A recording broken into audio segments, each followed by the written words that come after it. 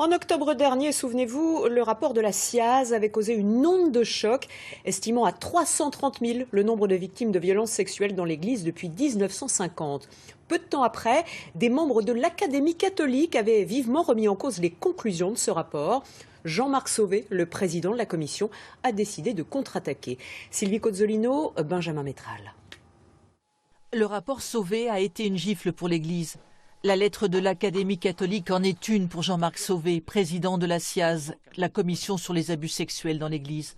En 15 pages, l'Académie catholique conteste ces chiffres de 330 000 victimes, fustige sa méthode et soutient que l'Église ne peut être tenue pour responsable. L'un des signataires de la lettre et membre de l'Académie est lyonnais. Jean-Dominique Durand. Nous l'avons contacté, mais il a préféré nous renvoyer vers son président.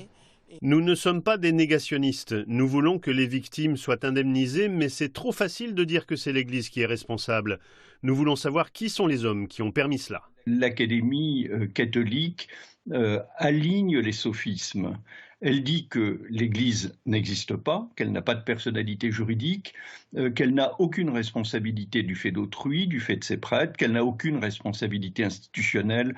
Tous ces points sont très hautement contestables et très franchement, ça n'est pas convenable de soutenir des points de vue semblables. Ils sont faux.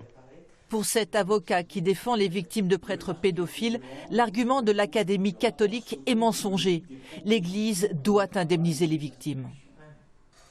On sait aujourd'hui en France que l'Église va se réfugier derrière la loi de 1905 pour dire « moi je suis propriétaire de biens immobiliers ». Moi, je peux conclure des contrats, mais moi, je n'ai pas de personnalité morale, donc moi, on ne peut pas m'attaquer. Donc il va falloir quand même qu'on mette les choses clairement. Ce journaliste va plus loin. Les idées portées par l'Académie catholique trouveraient un écho favorable au sein de l'épiscopat.